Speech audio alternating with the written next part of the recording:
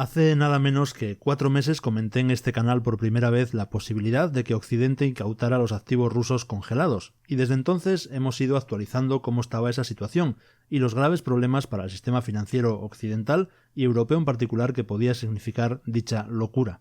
Una locura que cada vez os iba contando que estaba más cerca. 4 meses hablando de ello y hasta ayer no he visto una sola mención en un medio de comunicación generalista. Hasta ayer porque la presidenta de la Comisión Europea habló abiertamente de confiscar los activos rusos y utilizarlos para la guerra en Ucrania. Ayer veía en El País el siguiente titular: Von der Leyen sugiere usar los activos de Rusia congelados para comprar munición para Ucrania. 2 días antes de esa noticia comentaba en el vídeo que el asunto estaba ya muy avanzado, con expertos internacionales que iban creando la justificación de que legalmente era posible incautarlos. Hace tiempo que vengo alternando vídeos dedicados en exclusiva al oro y la plata con vídeos de geopolítica y de anticipación política. Sé que a algunos seguidores estos vídeos no les gustan, o les aburren, o no saben para qué les pueden servir. Lo respeto, no todo es para todos. No todo el mundo quiere conocer la realidad. Es muy respetable preferir una falsa sensación de tranquilidad, y quizás haya gente que entre en YouTube buscando un momento de tranquilidad. Perfecto. Pero este canal es lo que es. Yo soy lo que soy, y espero que a los muchos que os gustan estos vídeos, que sé que estáis expectantes por el siguiente, os sirvan para lo que son, para anticiparnos ante eventos que podrán impactar nuestra realidad y poder así tomar acción. 4 meses hablando de esto antes de que la mayor parte de la población comience siquiera a escuchar un titular sobre el asunto. Porque las cosas no pasan de un día para otro. De un día para otro pasan para el ciudadano medio que se sienta frente a la televisión y de repente un día ha ocurrido algo. Pero ese algo suele llevar discutiéndose o debatiéndose en los centros de poder meses o incluso años. Y claro, precisamente por eso, esto no es para quien cree que las cosas son como en una película, que en 1 hora y media se desarrolla toda la trama desde el inicio hasta el final. Los del eres un alarmista porque nunca pasa nada, sé que lo dicen con cariño, yo también a ellos se lo digo con cariño. Que claro, los del nunca pasa nada, yo no sé dónde han estado estos últimos 4 años.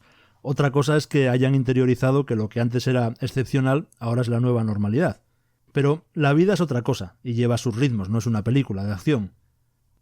Así que, a los que os sirva lo que aquí cuento, me alegro mucho. Lo que trato de mostrar en mis vídeos es geopolítica y anticipación política, no es una bola de cristal. Por cierto, también el otro día os hablé sobre cómo eso de que Estados Unidos importa más de México que de China no era real. Eso que decían en Estados Unidos que, bueno, no importa lo que pase con el comercio de China porque Estados Unidos se está desvinculando del comercio con China, y yo os comentaba que no era real, porque al final eran empresas chinas instaladas en México, en el polígono de Jofusán, las que estaban desde allí exportando a Estados Unidos gracias al Tratado de Libre Comercio entre Estados Unidos y México. Bueno, eso días después lo contaba también el diario El Economista. Aquí ya sabíamos mucho antes que si meten aranceles a China del 60% como pretende Trump, no funcionará. Simplemente a los ciudadanos estadounidenses les costarán más las cosas. Así que con este tipo de información cada uno podrá tomar decisiones más informadas cuando tenga que decidir en qué invierte o en qué no, o simplemente para conocer un poco más de cómo funciona el mundo, para que no nos idioticen desde los medios tradicionales. El que busque una bola de cristal o respuestas simples a problemas complejos, para eso tiene otros canales. Aquí se expone la realidad y, por supuesto, mi opinión, y le corresponde a cada uno asignar el porcentaje de posibilidad de cumplimiento y tomar acción en base a eso. Es como el vídeo de la mochila de 72 horas y mi idea de mochila de evasión para salir pitando sin mirar atrás. A la mayoría os encantó aquel vídeo, pero no faltaron también los de eres un alarmista y demás. Y el otro día un seguidor puso un comentario que le agradezco. Me decía que después del incendio de Valencia, donde un edificio entero fue arrasado completamente por las llamas, era momento de revisar ese vídeo. Dicho todo esto, que me apetecía decirlo simplemente por centrar un poco las cosas, vamos con más información importante. Porque la Unión Europea desata sanciones que hasta ahora parecían impensables. Justo cuando pensamos que las cosas no pueden empeorar, pues ahí vamos. La guerra económica se está intensificando y la Unión Europea acaba de cometer, desde mi punto de vista, un error terrible que amenaza con arruinar nuestra economía y cambiar los flujos comerciales globales. La Unión Europea está interfiriendo en la estructura misma del comercio global, afectando a China e India. La Unión Europea ha acordado las primeras sanciones a empresas chinas e indias por vínculos con la guerra de Rusia. Por primera vez en esta historia se avecinan sanciones secundarias sobre China e India. Castigos dirigidos a empresas específicas. En este caso se les corta el acceso a los mercados de la Unión Europea y ya no podrán comerciar con empresas de la eurozona. Pretenden seguir degradando la maquinaria de guerra de Putin y mantener la presión alta sobre el Kremlin, así que es probable que estas sanciones sigan aumentando. Existe un gran riesgo con las sanciones secundarias, ya que su alcance puede expandirse. Podría empezar con bienes de equipo, pero podría extenderse perfectamente a petróleo y gas. Las empresas que importan materias primas rusas podrían ser el próximo objetivo. Después de todo, sigue siendo dinero que fluye hacia el Kremlin. Y esto va más allá del uso doméstico. Cuando la Unión Europea compra gas natural licuado ruso, este fluye hacia sus terminales y puertos, y todo el exceso de gas no se queda en la Unión Europea, lo revenden durante el mismo periodo. La energía rusa de la península de Yamal fluye hacia Bélgica, Francia y España. Más del 20% de esos volúmenes se envían luego a países fuera de Europa, incluidos China y Japón. Casi 4.000 millones de metros cúbicos se revenden en los mercados globales con un aumento de precio sobre el precio original. Es decir, Europa está ganando dinero al revender las materias primas rusas, lo cual es extraño al ver que la Unión Europea trata de imponer sanciones a China e India por hacer algo similar.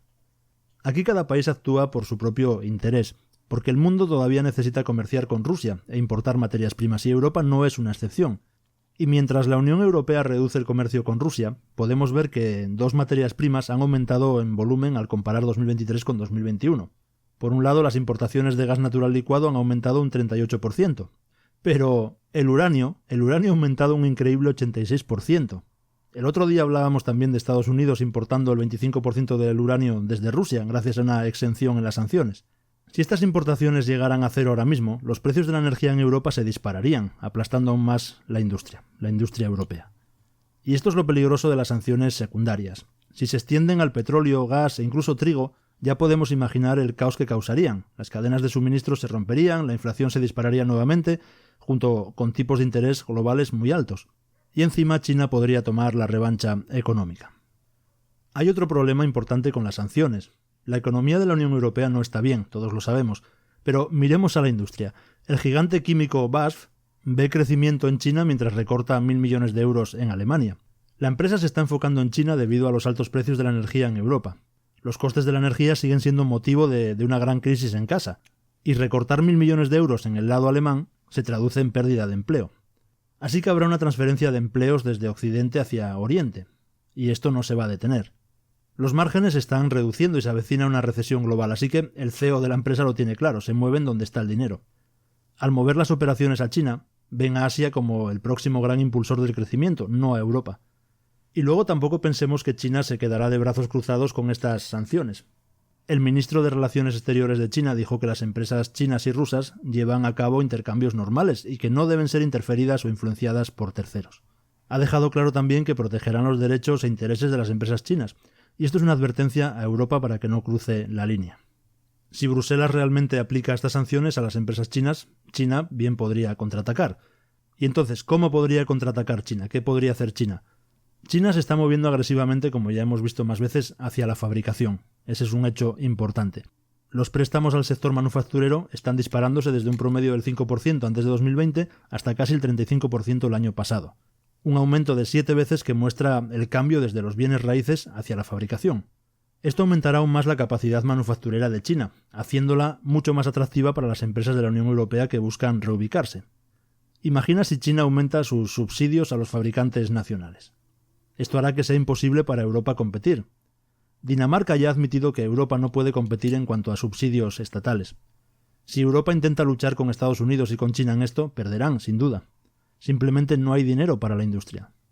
Y China tiene un mercado interno enorme. En los últimos 3 años, las ventas de vehículos eléctricos en China han explotado.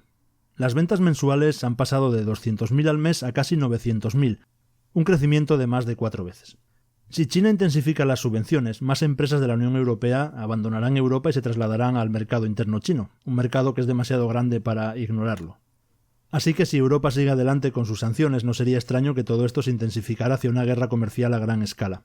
Porque todo lo que China necesita hacer es aumentar las subvenciones, y Europa se desindustrializará aún más. Así de peligrosas son las cosas. Pero hay más, hay otra tendencia económica, una que es impulsada por Rusia. Ya sabemos que Occidente se acerca cada vez más a los activos congelados de Rusia. El objetivo final, por supuesto, es confiscarlos y utilizar el dinero de tu oponente para librar una guerra en su contra. Como decía al principio, hace 4 meses que venimos hablando de esto, y ahora comienza a aparecer en los medios. En teoría parece una gran idea, y cada día tenemos a un nuevo país del G7 pidiendo la confiscación. El objetivo final, por supuesto, es golpear la economía de guerra rusa y arrebatar cientos de miles de millones de dólares. lo cual es claramente una decisión horrible que repercutirá en Occidente, destruyendo la confianza en los activos occidentales. Pero vayamos más allá de eso. Este movimiento provocará sin duda una contraofensiva, una represalia por parte de Rusia.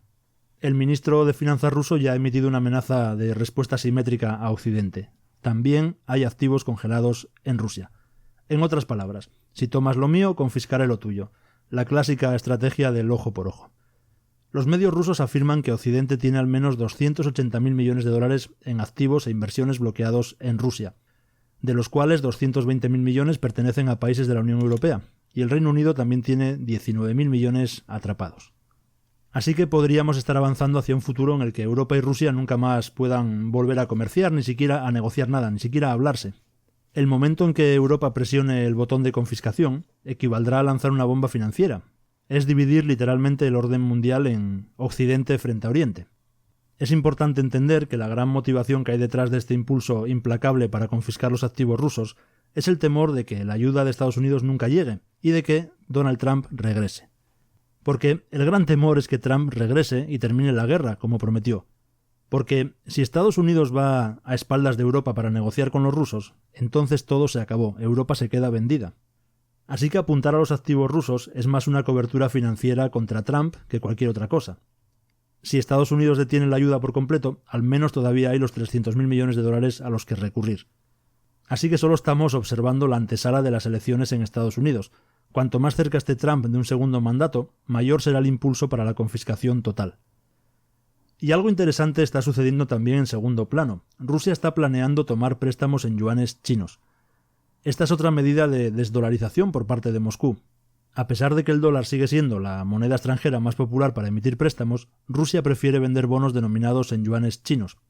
Es un mercado menos líquido y con riesgo de divisa, pero llegados a este punto, a Rusia simplemente no le preocupa. La desvinculación financiera con Occidente ya está ocurriendo delante de nuestros ojos y solo puede empeorar. Así están las cosas y, como comentaba antes, a medida que nos acercamos a noviembre, esta locura solo se puede intensificar y aumentará la posibilidad de que Occidente incaute los activos de Rusia. Y por resumir, si Europa continúa imponiendo sanciones a India y China, esto solo distorsionará aún más los flujos comerciales. El gran riesgo es que todas estas sanciones secundarias afecten a la industria petrolera. A pesar de la prohibición del petróleo, Rusia aún obtuvo 1.000 millones de euros de la eurozona el año pasado. Porque una gran parte del petróleo refinado de Rusia se procesa en India. Se procesan ahí al menos 20 millones de barriles para la Unión Europea. Si las sanciones se extienden al refino de petróleo, no solo enfadaremos a India, sino que también podemos esperar que los precios de los combustibles suban en Europa. Europa está jugando un juego muy peligroso con las sanciones secundarias. Quizás y con suerte todo esto es solo palabrería y postureo, porque si no lo es debemos prepararnos para un mundo con una inflación más alta nuevamente. No te olvides de darle un like si te ha gustado el vídeo y por supuesto de dejar tus comentarios. Un saludo y nos vemos.